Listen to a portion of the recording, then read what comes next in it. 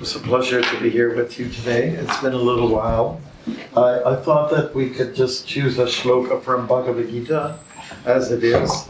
And if no one, you didn't give me a title to speak from. Okay, no theme. So then today is it's March, and it's the 23rd, right?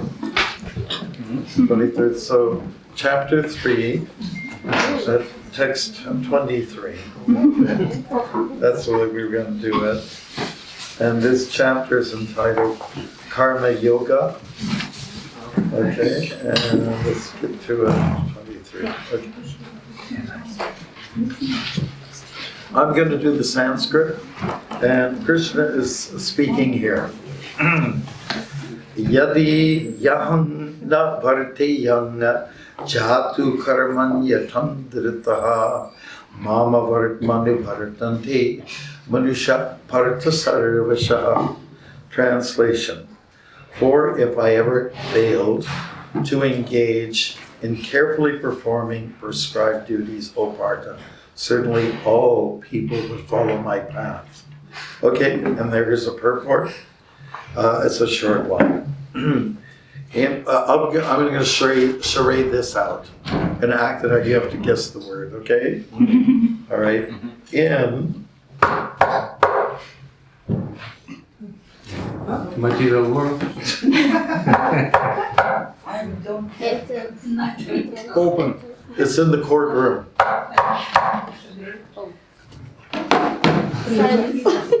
Silence.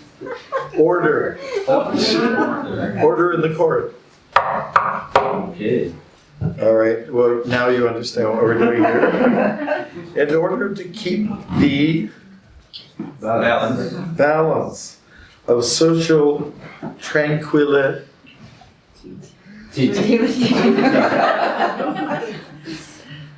for progress in spiritual life, there are traditional family usages meant for every civilized person. Although such rules and regulations are for the conditioned souls and not Lord Krishna, because he descended to establish the principles of religion, he followed the prescribed rules. Otherwise, common men would follow at his in his footsteps. Because he is the greatest authority from the Srimad Bhagavatam, it is understood that Lord Krishna was performing all the religious duties at home and out of home as required of a householder. Hare Krishna. That's it. Now, but I want to share with you what verses were just before this, 22 and 21. Okay, so 22 is about the Lord. Krishna is saying, there's lots to be done, but I don't get involved. I have no regular job like people do. He's aloof from all of that. And then the verse before that, it's a famous verse that Prabhupada used when he spoke to John Lennon. Does anybody know John Lennon? Oh, yeah. Imagine somebody who doesn't. Imagine. That's pretty bad. He spoke to John Lennon and Yoko Ono about whatever a great person does, everyone generally follows. Like before Michael Jackson did the moonwalk, nobody did it, right? So he started to do the moonwalk, and everyone tried to do it, right? Now, whether he's a great man or not, I don't know. But all I'm saying is that he was popular, and so people followed him.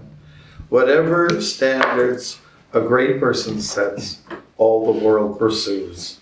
So Srila Prabhupada was talking to John Lennon because he was famous. And whatever he would do, people would probably just follow. Like Prabhupada wanted him to be Krishna conscious, to some degree, he got to know about Krishna. He didn't take it to heart like Prabhupada was hoping. But George Harrison did. He was more serious about it. Okay. So now, today's verse, 23, Krishna's basically saying, whatever I do, people are going to look at me and they'll follow me, right? Because Krishna was very popular when he spoke this at the time of the Mahabharata. People credit Krishna for being the person behind the city Dwarka, Nobody can deny that Dwarka was there. It was taken over by a tidal wave, like a tsunami, and there's a lot of remains of the great city in the sea, like pillars, and they found all kinds of, pottery work and all kinds of things of that nature. One year I went to Kurukshetra, and they have a famous museum there called the Krishna Museum.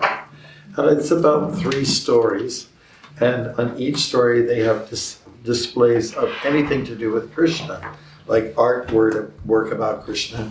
And on one of the floors they had like remnants of Krishna's city, Dwarka. And historians will say this is Krishna's city.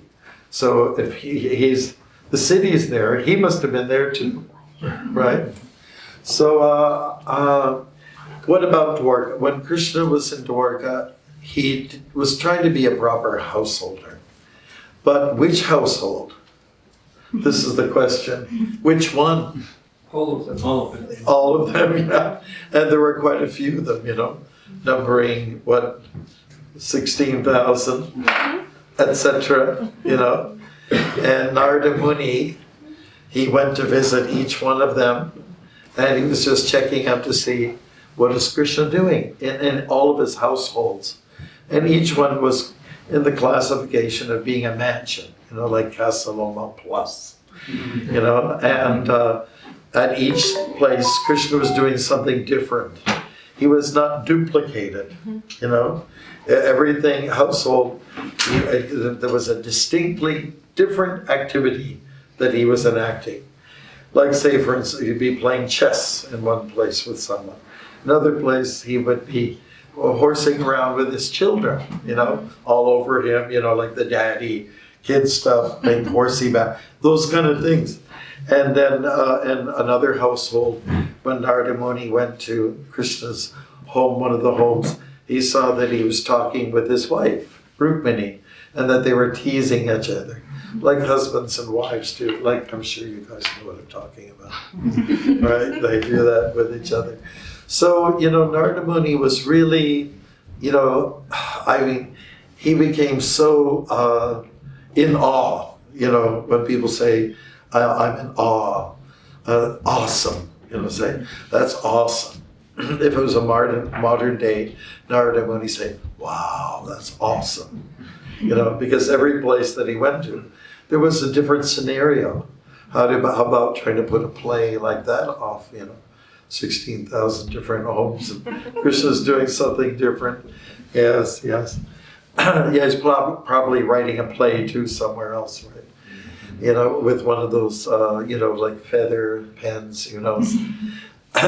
So this is Krishna's majesty. Now, we know that Krishna did break some rules, Like we're talking about, if you act proper and you're a leader, everyone is bound to act proper. But Krishna was way up here and he didn't always act proper.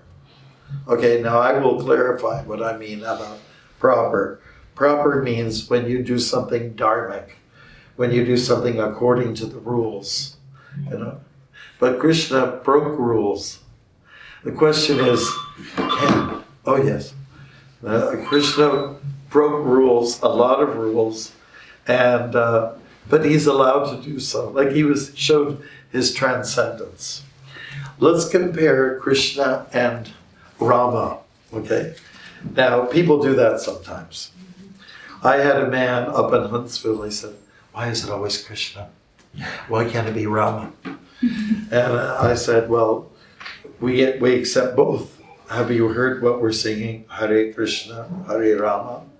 We like both.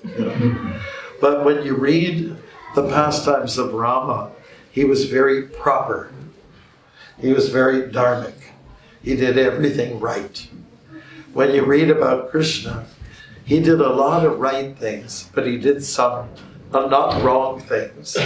I will get, a thunderbolt will come and kill me if I say Krishna did some things wrong. Krishna did some things that are beyond rules and regulations, okay? Now, he was criticized by Radharani because this big bull came. His name was Aristasura. When you say Asura, that's a giveaway. You're talking about a bad person, In modern day language, badass person. that's what. So Aristasura, he came and he had this weight, he had this power, and when he stomped, he caused some ladies to have miscarriages. So he's not a nice guy. Anyways, he came at Krishna, and Krishna took care of him very, very quickly. If I'm not mistaken, he kind of put his fist in his mouth and then, just kind of strangled him at that point. So he was killed. Now Radharani looked at that and said, yeah, this is not good. It's not good to kill a bull. Because a bull represents power, a bull represents dharma, a bull represents one who massages the earth, as people, you put a plow to the bull and loosens the soil so that you can grow things. And hence the bull is considered to be the father, and also the emblem of dharma. Have any of you read the first canto of the Bhagavatam, first canto? Okay, there we hear about a bull being hit by the personality Kali in 3 places. 3 legs were damaged, injured. 1 was left alone. So the 4 legs, the bull stands on 4 legs, they represent mercy, truthfulness, compassion. Did I get it right? And religion was the last. Truthfulness is the last one. Okay. So, anyways, he got struck and injured in 3 places, and the last one that was left uninjured was truthfulness. Even in Kali Yuga, there's going to be some truth there. Even in the age of Trumpty Dumpty, there's going to be some truth that will be preserved. Okay. Like an undercurrent almost, like the truth is not so obvious, but it'll be like a river going under us, There is some water. We say, we have no water, we are thirsty, but there's water in the ground, So anyways, we're talking about bulls, and the bull, which is to be revered and respected in the tradition of the Vedas, he was killed by Krishna, but he received liberation. Radharani was a little bit upset about that. Somebody can also kill Krishna for killing Putana, because Putana is a woman, and a woman should never be killed, according to the rules. But Krishna killed Putana. But while he killed her, I always thought it was interesting, Putana, Putin, or whatever, it's very similar. And in this particular case, he gave her liberation. And because she came at Krishna, like a mother would to a baby, therefore Krishna says, I know she doesn't mean well. She's ill-motivated. She's not up to any good. But she is coming to me like a mother, so my heart is softened. I'm going, And so he gave her liberation, the same liberation that he gives Yashoda, And Yashoda is in an eternal position with God as a mother. So in this way, Krishna kills, but his killing is actually a blessing. A curse can be a blessing. I hope that some of you have had that experience before, that maybe your parents kicked you out of the house because you're not contributing enough. So then you're forced to, mother eagle will say, get out of my nest, and the little baby flies away, I've done whatever I could for you. You're on your own. And when I was on my walk, this is the second walk I did across Canada, and I was up north, and it was the time in May when a lot of bears are coming out of their dens, you know. And some of them have babies. Well, they're not babies anymore. They're like teenagers. You know? But that's a teenager's another word for terrorist. You know. And so the mother said, "You go now. You're on your own. I've done whatever I can for you." So that might seem like a curse, you know, when you're kicked out of the house, so to speak. But when you're out of the house, then you have to learn to deal with the world. You know, you start to grow up real fast, like in 6 months, okay, I got a job, I got this, I got a place where I can stay, I got my own kitchen, I got this and that, I've got a scooter. And now, you know, what you thought in the beginning was, you know, like a curse has turned into a blessing. So that's the way it is. Krishna's curse actually comes through as a blessing. So he's killing these living entities. How about this? When he was very young, he started to be a little terrorist himself by stealing butter. But the point is the butter were the neighbor's butters. But even that's not true because it's his butter.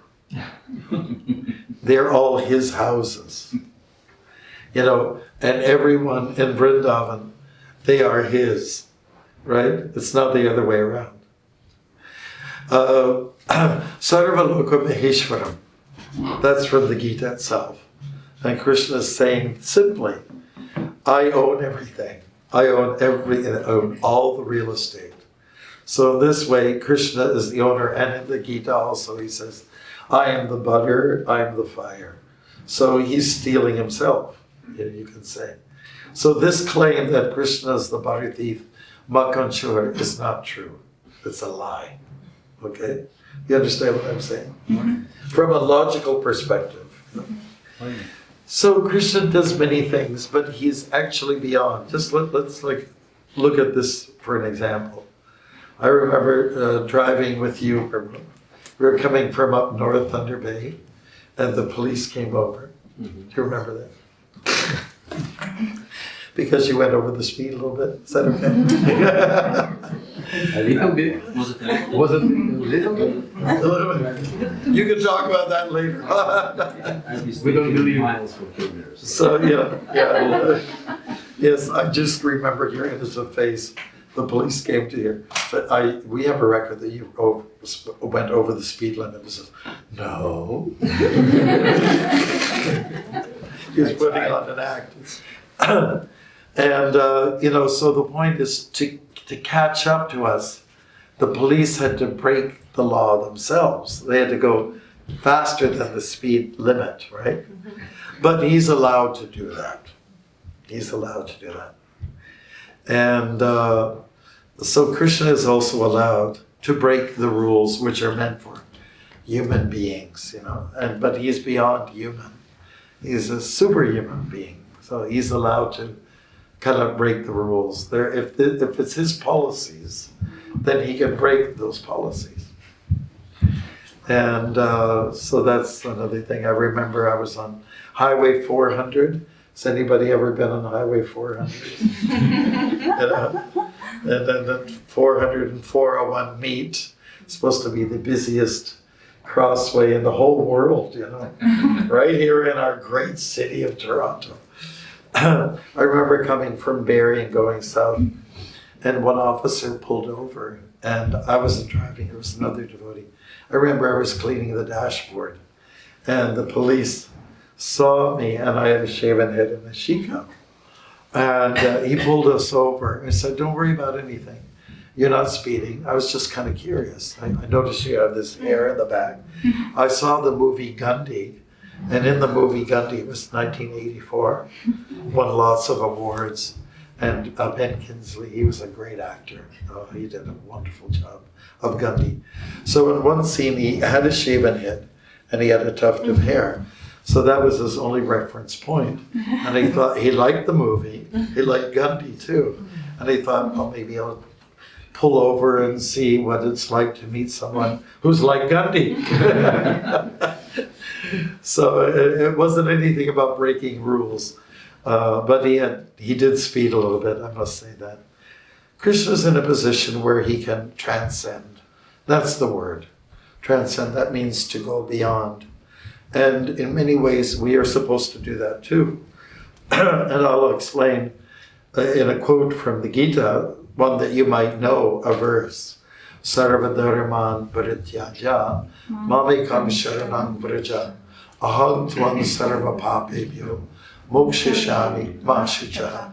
So what that means is that Krishna is saying sarva dharman parityaja means break the rules. That's what it means. Break the rules. And I mean, really saying, go beyond, transcend. That, then I'll remove all the pop. That means sin, all karma. I'll take the karma away. I bless you with moksha. And then you don't have to worry about anything anymore. Mashicha. That's maybe one of the best words.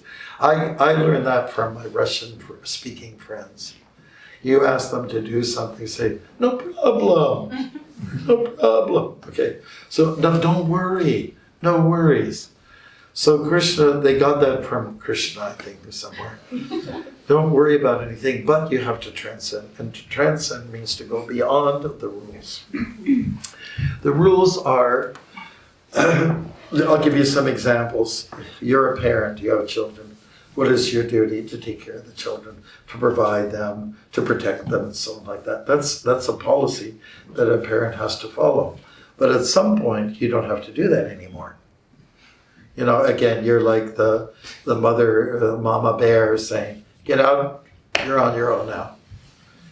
Go find some honey somewhere.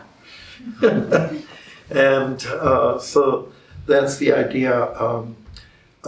We hear a lot about, in the Vedas, about the four social orders of life. Brahman, Kshatriya, Vaishya, Shudra. And Krishna is saying in that verse 1866 that you just go beyond these modes, these codes that you've been following. You're not really a Brahman.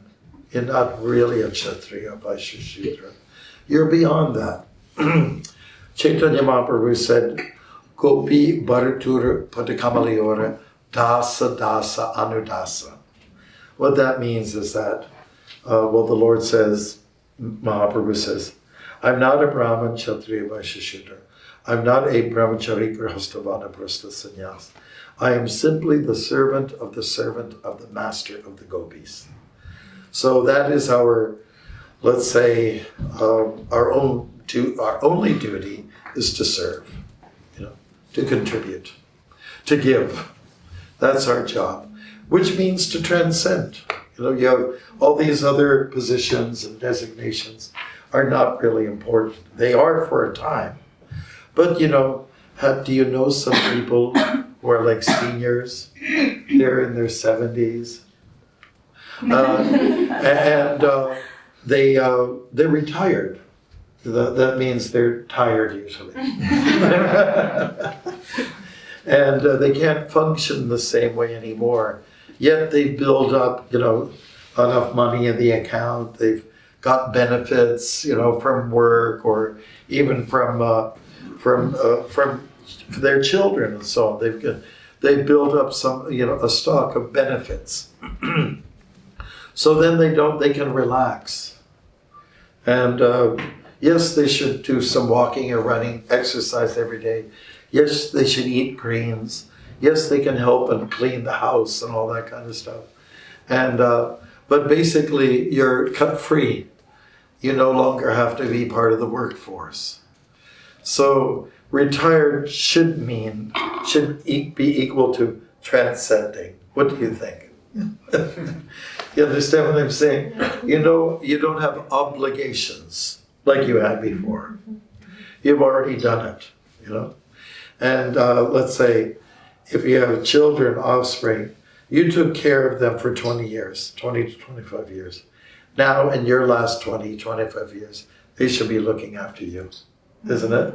On some level, So that is duty, that is responsibility.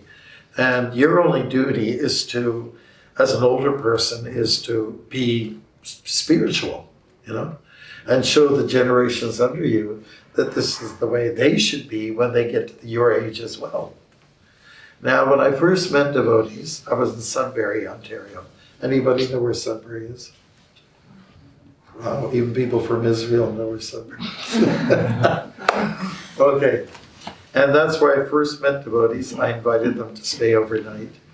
And we were looking at a picture of Prabhupada, on the cover, where Prabhupada's got a big smile, and his eyes are quite big, and his earlobes are big. Mm-hmm. And there's some hairs coming out of his ears, and that kind of thing. And the devotees were saying, we can't wait till we're at his age. And I've always had a very strong opinion as a young person.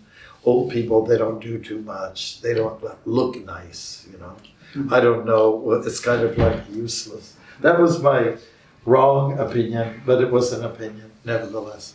So when they said that we want to be at his age, it kind of shattered my dreams, and it just kind of destroyed my innocence, so-called innocence. And I said, what do you mean by that? I said, well, he's at an age where he's very advanced. And I asked, what do you mean advance? Because advance is like when you need some money, you need to get something started. Can you give me an advance and I'll pay you back next week? I couldn't understand that, because it's Prabhupada's language, right? Advance. So, and I said, basically they're just clarifying, we can't wait till we get to be as Krishna conscious as he is at that age. And so I see, I get it now.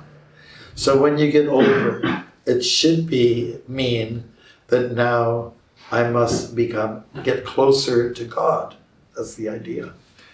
And when I was young, I also noticed that it was older people that go to church.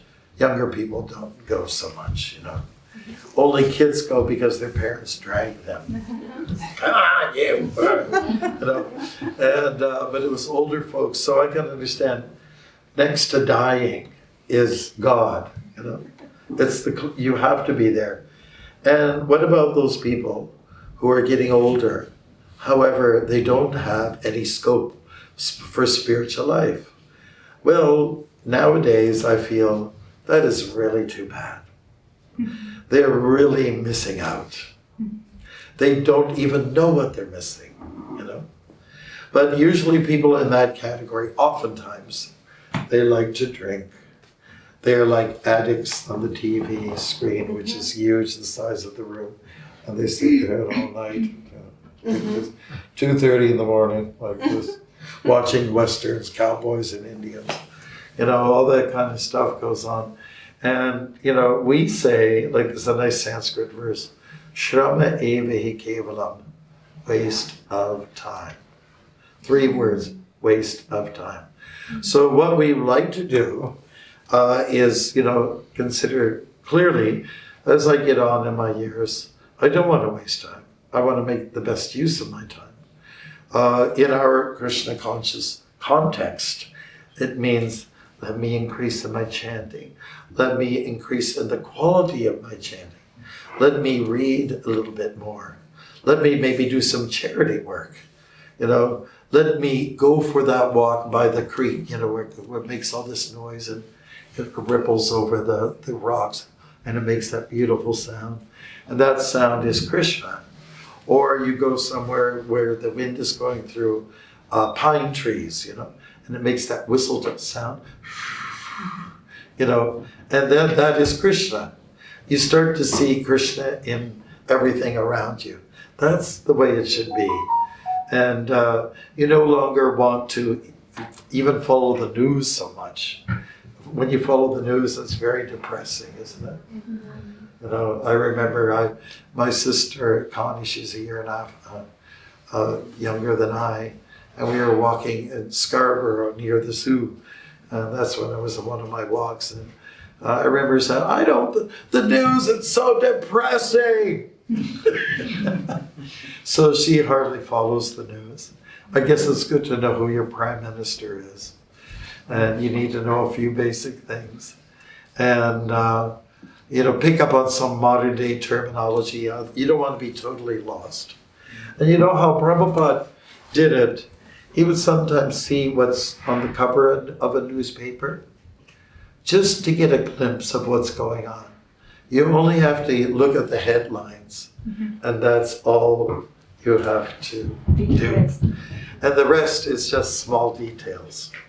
So Prabhupada did not discourage us from listening to the news, but he did let us know that you limit your time with that, and you maximize your time in Krishna Seva. And Prabhupada used to do puja, he loved to do puja, And the first time that he showed any devotees how to worship Radha Krishna was in Montreal in 1968. Before it was pictures of Panchatattva or Gaura-Nitai deities. But the first time he ever showed devotees how to worship Radha Krishna of brass deities was in Montreal, 1968. So it happened right here in Canada. Woo! Okay. And then what happened was that those deities were donated by an American chap, and they made it to Montreal. And then there was some woman we were told about. She was a little bit crazy. She took those deities and she went down the 401 with them and left them in Toronto. And they're here right now. Those same deities, Radha Krishna deities, the first deities that were worshipped by Srila Prabhupada in the movement. We have them. It's little Chutta Radha Krishna, the brass deities. Wow. On a level lower than Radha, Kirchner Govinda. So the next time when you go up there, you have to look, wow, those were the first deities that were worshipped by Srila Prabhupada's own lotus hands. Wow, I'm so lucky. Right? So this is how Prabhupada occupied his time. And a big thing about when you get older too, is you have to give some lessons, Like yesterday, I don't want to find fault, but there was one chap, this was in Govinda's upstairs, and he was cleaning up, and he went to the bench, and he took a cloth, and he went like this.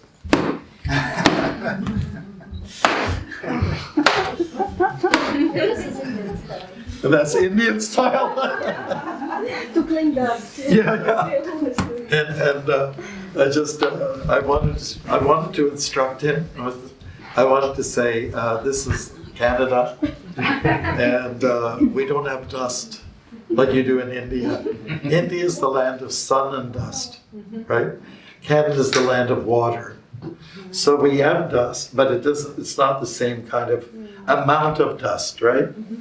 So next time when I see him do that, I'll instruct him, okay? Because it's my duty, So instructing, giving direction, sending out messages that will help people to understand and adjust themselves. This is important. Like, we have younger devotees here called BAT. That is the Bhakti Academy Toronto, BAT.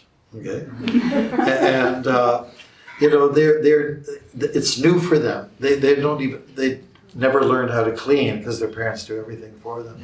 So you have to show them, how to do things. Or you have to say, there's a garbage bag. It's in the front, and it's full. It's been there for a whole week. So you have to learn to take it away. The person responsible. So these are the kind of things. Plus, as an older person, you want to tell them the stories of the Mahabharata. You want to tell them the stories of Ram Leela, and because they're great.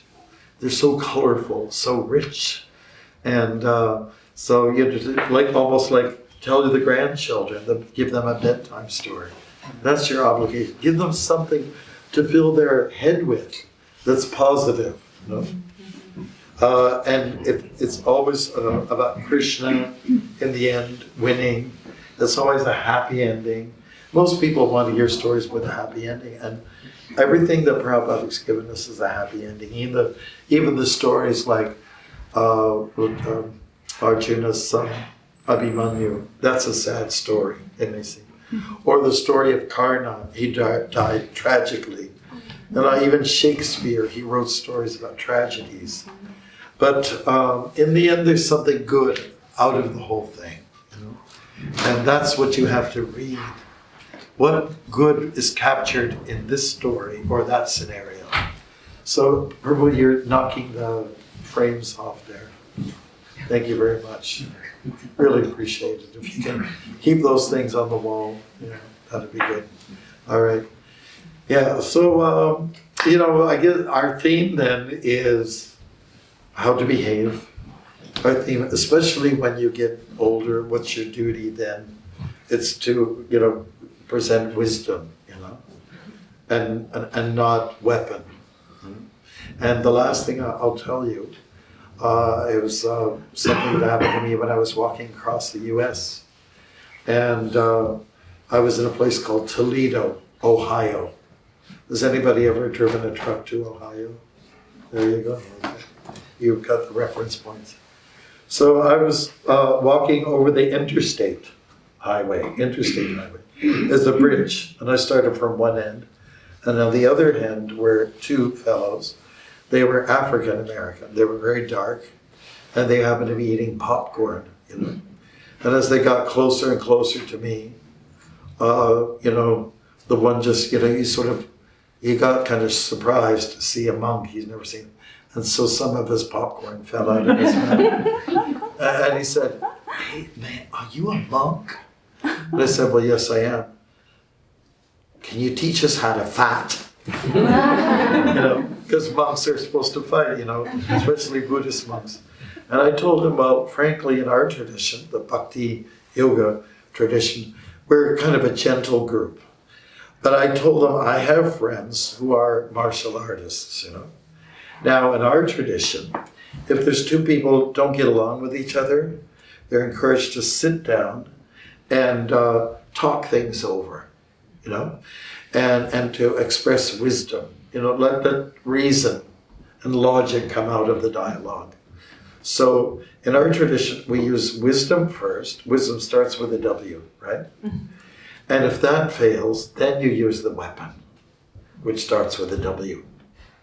So use wisdom, and if that fails, then use the weapon.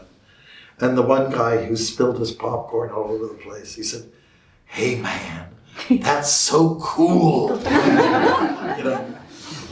And so may reason and may wisdom rule our lives, and then we'll always be in a better position. But remember one thing, we are in the material world. There will always be some ups and downs, whether you like it or not. And I had a thought about it, the weather was looking really good, and the demigods are responsible for our weather. They've always got it. They make best arrangements for themselves. But when it comes to us, if they decide to make it cold, there's nothing we can do about it. And it got really cold last night, suddenly, like a shock to the system. So just remember, we're not in charge. It might be too cold. It could be maybe too hot. The dualities are a reality. Dualities are the realities. Maybe you can remember that and translate that into Russian. Dualities are realities. Все понимают? Dualities are realities. And the good thing about dualities is that we're supposed to transcend them. We're supposed to go beyond them, right? If life was just like this, it would be very flat and boring. But since it goes like this, personally, I like curves. All right. So I want to thank you very much for listening. We wanted to leave a little time for any questions or comments, like anything that we said. If you like it, let me know. If there's something that you didn't like, then I can meet you in the back alley. All right. Anything. Or if you have any questions. Yeah, with a weapon this time. All right. Thank you very much. So I'm just going to read the shloka one more time. This is Krishna speaking. If I ever failed to carefully perform prescribed duties, O Partha, Arjuna, certainly all people would follow my path. They'll follow me.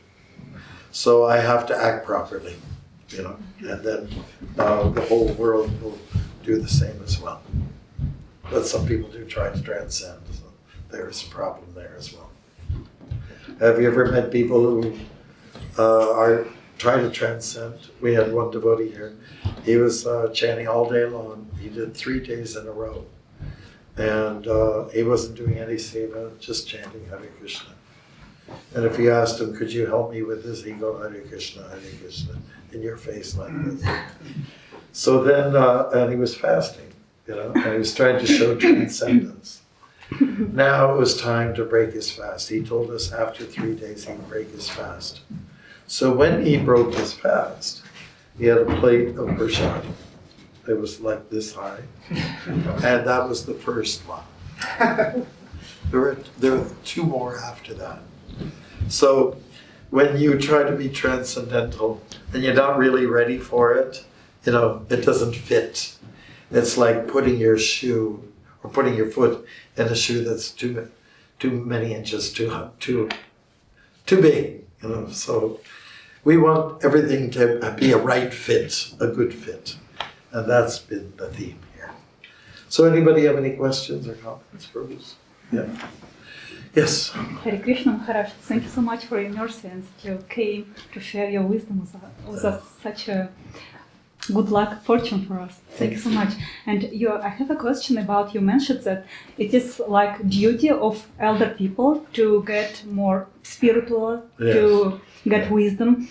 And if, for example, speaking about my parents, I try to share with them the values I have in Krishna consciousness, but as they are elder than me, they don't accept me as their guru, teacher. It's difficult for them, because for them I'm just a little child who doesn't understand much of this world. Yeah, you don't know anything. Is it? Yes, I don't know anything, exactly.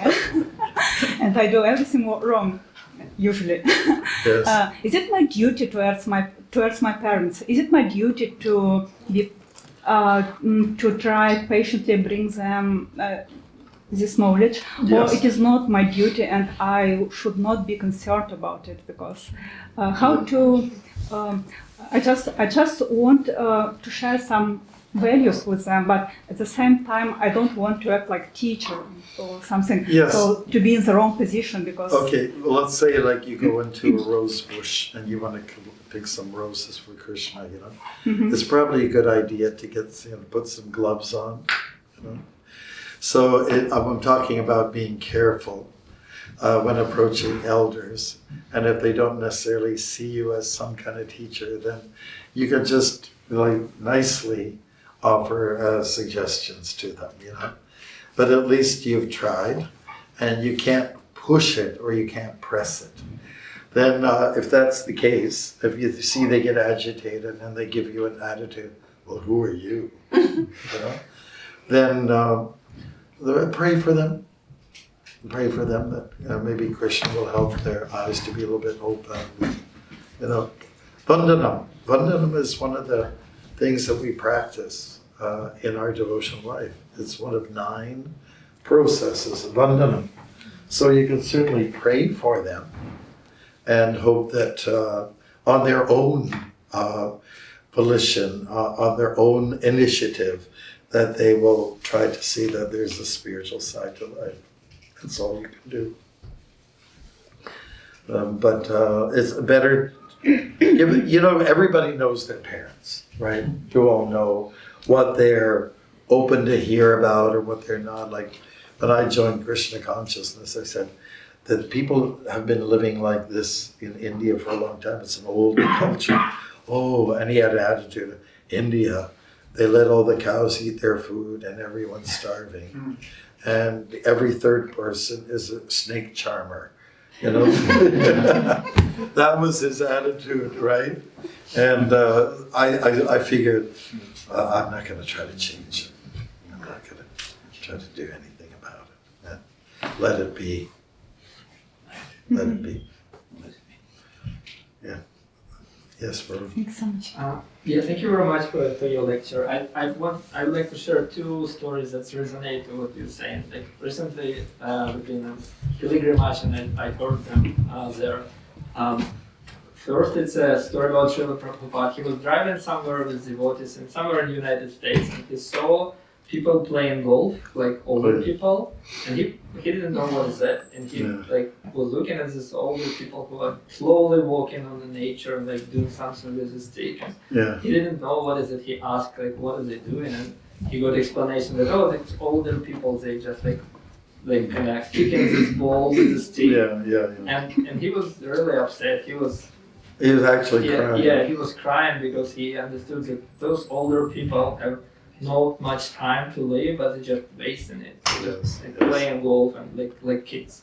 That's true. Yeah, so like the story about older people and their beauty resonates a lot with me because we live in with like older folks, and they don't really spiritual, like maybe to some extent, but they use their life not ideally.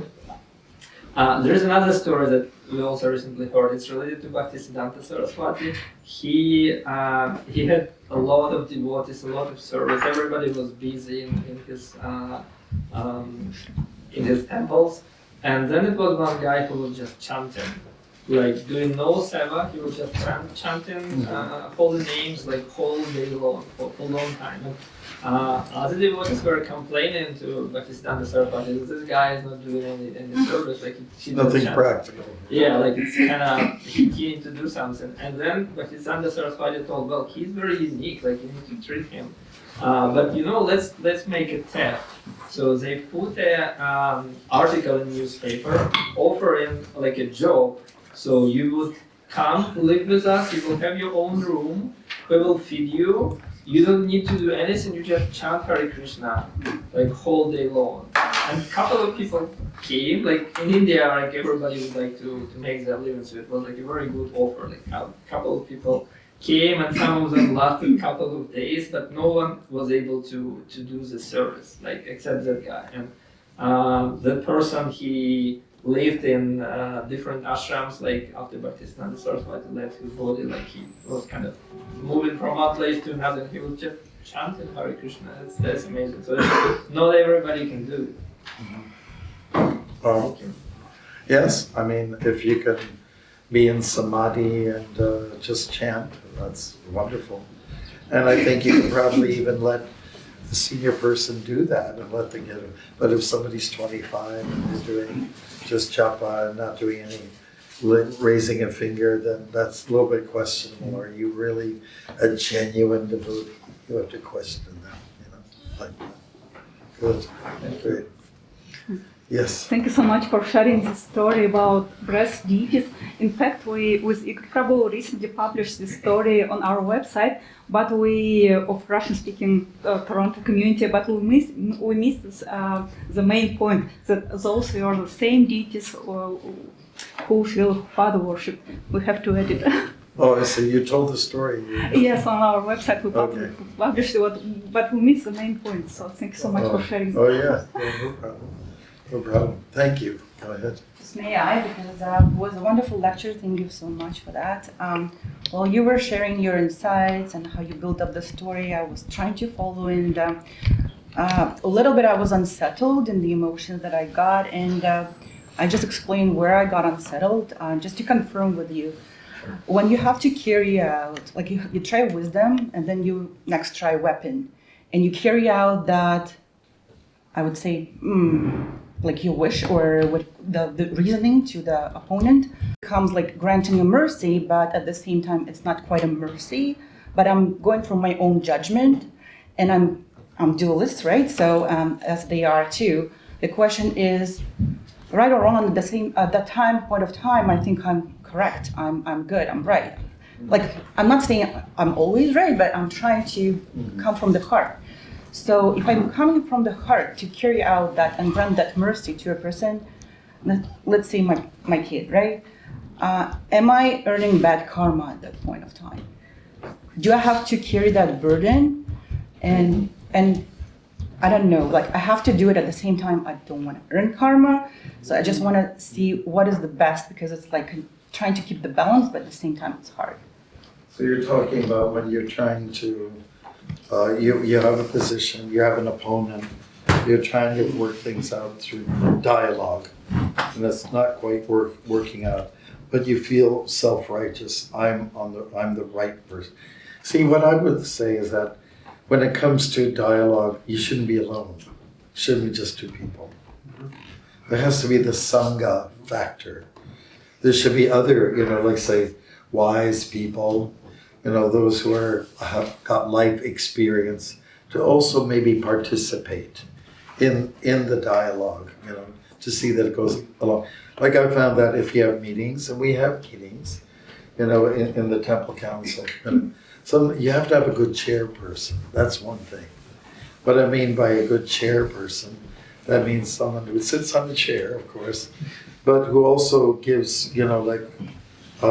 shows fairness. Okay, you had a chance to speak? Okay, great. Now we need to hear from you. Back and forth. Not that the loudest person just dominates, So all I'm saying is that when it comes to some dialogue where you try to come to some agreement, it really helps when you have, it's not just you and the opposing party, but there's other people there to help you along the way to see that the dialogue is conducted fairly and justly. That's how I would organize a talk like that. And if I carry out and coming from the right place, do I still carry bad karma, or I'm okay? Carry bad karma. Listen, the top rule is if you're doing something for Krishna, you feel it's with him, your heart is in the right place. Now, the gopis, there's the left wing gopis, right wing gopis. They are in a situation where they have a different way of serving Krishna. So what do you do about that? Who's right and who's wrong? Well, we know who's right and we know who's left. But, who's got the right answer? Who's doing it the right way? And Prabhupada said, they're both doing the right way. Because somebody is coming from a different angle, it doesn't mean it's wrong. Their objective is right. Their intent is right. That is to serve Krishna. Not yourself, but to serve the Lord. To think about outside of you, what you need, and think about others. So in this case, both gopis are good. And you know that if there's a bird, every bird has a right wing and a left wing. And that's the only way it can fly. So you can have concern. When I came back from India, I saw a film. I forget the name of it, but Arina, you might be interested in this. It was a film about the cardinals when they vote for a new pope. The cardinals in the Vatican, when they vote for a new pope, the pope they have is old now or has died. Now they have to bring in a new one. What I found very interesting in the script is that there's conservatives and there's liberals, right, amongst the cardinals. And we have that at the GBC level too. We have liberals and we have conservatives. And when it comes to making a rule or a law and making a decision, it's actually helpful to have both sides. Because usually not one side wins. You have to sort of compromise and bring everything in the middle. So that's how a bird will fly. When Ravana came and he went at Jatayu, Jatayu was a vulture, he was trying to save Sita. And Ravana cut off the arms of Jatayu, one arm, and then he couldn't do much, he could only flap this wing. And then he cut off the other one. Both wings were gone. But you need, even the right wing needs the left wing to be mobilized. So it's good to hear both sides, and then the truth always lies in the middle. The truth is here. The truth is not here, and it's not there. It's there. Smack in the middle. This is where Sattva Guna is. This is where the mode of goodness is here. And this is Rajas, and this is Tamas. But Sattva Guna is here. Because from here you can see this and you can see that. When you're on this extreme right, you're too far away from the left. You can't understand their point. And the lefties, they can't understand. They're too far away. You've got to be in the middle. The truth is in the middle. Haribol.